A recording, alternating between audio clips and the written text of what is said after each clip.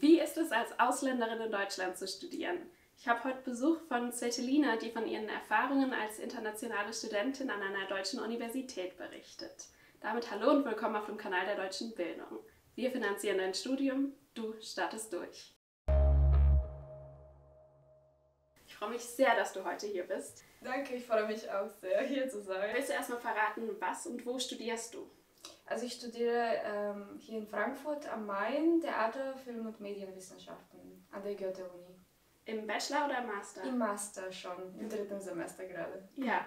Und deinen Bachelor hast du denn auch hier in Frankfurt gemacht? Ja, an derselben Uni. Ich habe im Bachelor Musikwissenschaften studiert. Und aufgewachsen bist du in Bulgarien, richtig? Ja, das ist richtig. Da habe ich meinen Schulabschluss gemacht an einem deutschen Gymnasium. Und dann war für dich eigentlich immer klar, dass du nach Deutschland willst zum Studieren, oder hast du auch mal überlegt, erst in Bulgarien zu studieren und vielleicht ein Auslandssemester hier zu machen? Also eigentlich, ich habe an das ganze Studium gedacht und die Idee kam eigentlich relativ früh und es war mir relativ klar, schon in der 8. Klasse, das Gymnasium fängt bei uns von der 8. Klasse, war es mir schon klar, dass ich in Deutschland studieren möchte. Also ich mag die Sprache und ich fand es einfach sehr spannend.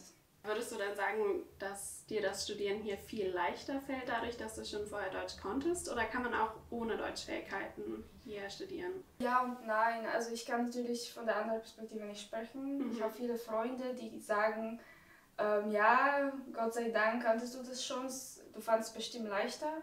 Aber auf der anderen Seite finde ich es auch gar nicht so schlecht, wenn man hier kommt und vor Ort die Sprache vielleicht sich ein Jahr nimmt und sich einfach vorbereitet, nur sprachlich. Also das hilft vielleicht wegen der Kulturschock. Was war der Moment, wo du so dachtest, oh mein Gott, Deutschland, was ist das? Das wird vielleicht ein bisschen klischeemäßig klingen, aber die ganze, also wie die Stadt oder der Staat organisiert ist. Als ich hier so nur von Deutschen umgegeben wurde, also was heißt Deutschen, viele auch aus verschiedenen Ländern, einfach Leute, die aber hier aufgewachsen sind oder diese deutsche Sprache überall, vielleicht das hat mich so ein bisschen erschreckt. Keine Ahnung, wenn du zum Supermarkt gehst, dann musst du immer denken, oh, jetzt wie formuliere ich das genau? Oder ich habe an jeden Satz am Anfang gedacht oder mir das im Kopf einfach übersetzt. Ja, sehr lange habe ich das übersetzt, auch bei Vorlesungen. Habe ich versucht, erstmal alles aufzuschreiben oder auf Bulgarisch Notizen zu machen und dann zu übersetzen.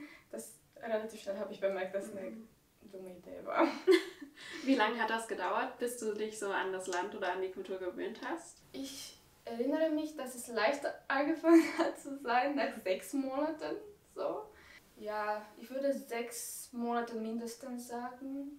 Und 1 Jahr auf jeden Fall. Wie hast du es dann mit der Wohnung gemacht? Also hattest du schon eine Wohnung, bevor du hier hin bist, oder bist du im Studentenwohnheim? Im Moment bin ich im Studentenwohnheim, aber am Anfang hatte ich keinen Platz bekommen. Ich habe 6 Monate gewartet und ich habe gesagt, dass ich es irgendwann bekomme, voraussichtlich, aber sie konnte mir natürlich nicht mit Sicherheit sagen. Ja, ich habe einfach sehr lange gewartet. Ich habe bemerkt, oh, es ist September, ich muss schon nach Deutschland, ich habe noch keinen Platz. Und dann sehr schnell bin ich einfach auf ein paar Seiten gestoßen im Internet. Hier Wohnungssuche, Frankfurt oder sowas, also verschiedene Quellen, und habe mich einfach da beworben, wo ich konnte, obwohl es ein bisschen teuer war. Ich habe mir gedacht, wenn ich vor Ort bin, dann kann ich auch zum Studentenheim gehen, nochmal nachfragen vor Ort, gucken, was es besser gibt, weil von Bulgarien ist es viel schwieriger, was zu finden. Warum hast du dich denn für Frankfurt entschieden?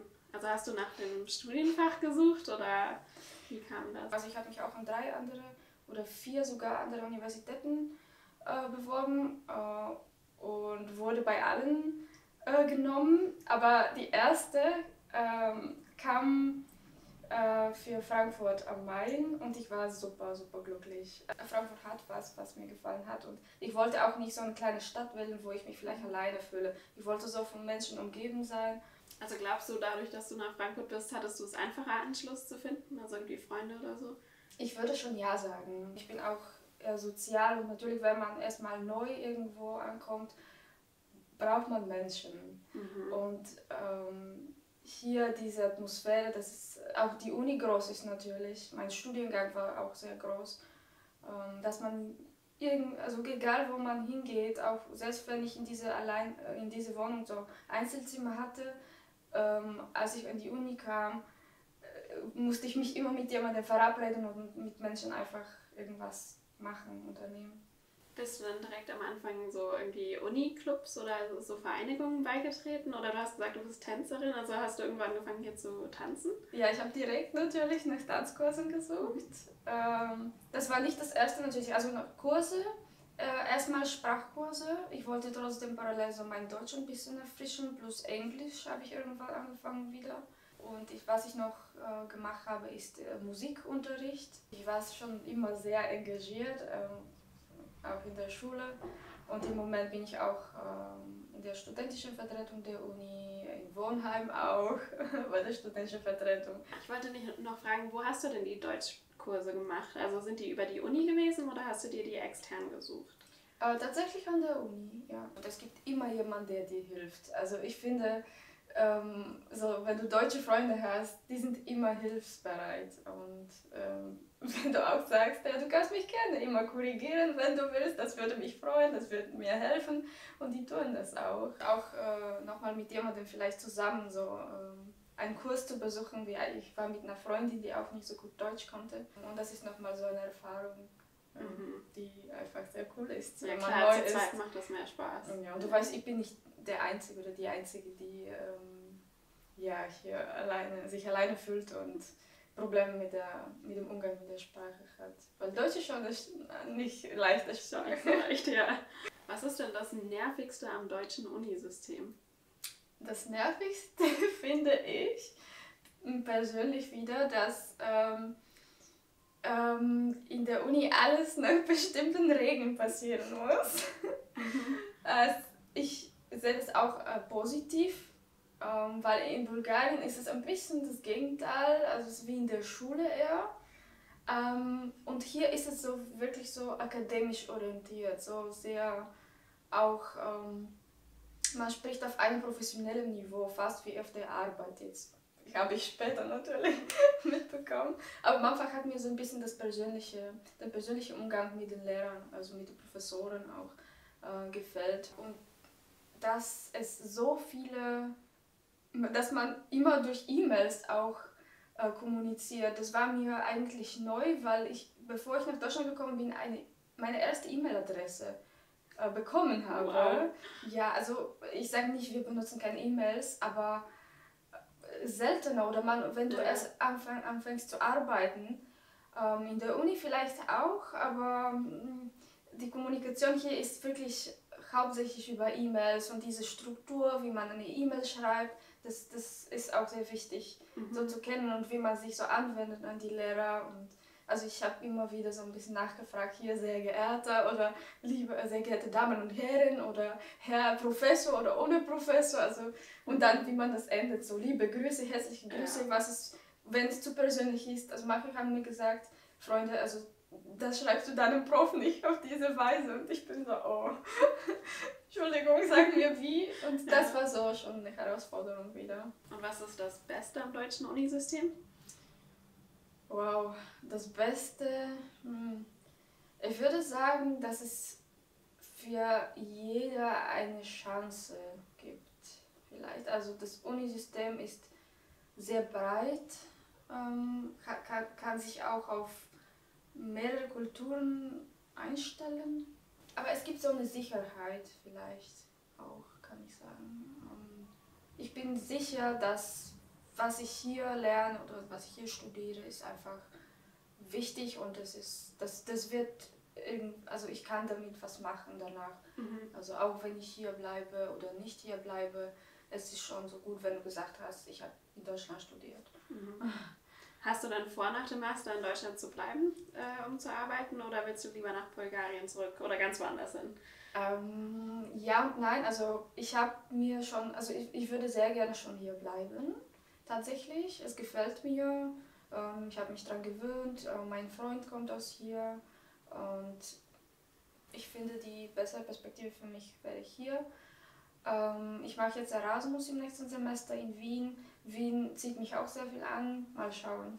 Vielleicht, wenn ich was Neues auch sehe oder finde, also ich lasse es auch offen auf der anderen Seite. Wie findest du denn das Studentenleben hier in Frankfurt? Ich finde es super spannend. Erstmal, die Umgebung ist sehr unterschiedlich, aber du findest immer sehr bunte Leute. Aus allen Ländern sowieso, auch aus Deutschland, die immer was Neues so geben, immer was Neues erzählen oder der Austausch ist auch sehr spannend. Deswegen habe ich auch gesagt, dass ich Frankfurt, also die Atmosphäre hier sehr cool finde, weil es so multikulturell ist. Wie hast du dich denn auf das Studium hier vorbereitet? Also ich habe ein deutsches Gymnasium besucht. Ich hatte neben meinem Abschlussdiplom vom Gymnasium auch mein Deutschsprachdiplom bekommen und deswegen war das sehr leicht. Ich habe mich dann konnte mich direkt hier bewerben und direkt anfangen in demselben Jahr. Bist du dann vorher einmal nach Deutschland gereist und hast dir verschiedene Städte angeguckt oder hast du einfach Webseiten angeguckt und dich dann Webseiten tatsächlich. Ich habe nur Fotos gesehen. Und wie finanzierst du dein Studium hier? Am Anfang haben vor allem meine Eltern mir sehr viel geholfen. Jetzt versuche ich so viel wie möglich auch selber das zu übernehmen. Wirst du als ausländische Studentin anders behandelt von Dozenten oder Kommilitonen? Ich weiß nicht, ich habe mich schon anders gefühlt, sag ich mal. Es hängt davon ab, vielleicht in welcher Gruppe ich bin. Wenn in der Gruppe es mehrere ausländische Studierende gab, habe ich mich nicht so anders gefühlt. Aber behandelt würde ich erstmal nicht sagen. Also ich habe schon gesehen, ja, man hört meinen Akzent natürlich direkt und vielleicht fragen sie sich so ein bisschen, woher ich komme, aber ich habe es nie so in einem negativen Sinne gespürt. Bei Hausarbeiten wurde das vielleicht manchmal berücksichtigt, aber wurde mir nie direkt gesagt.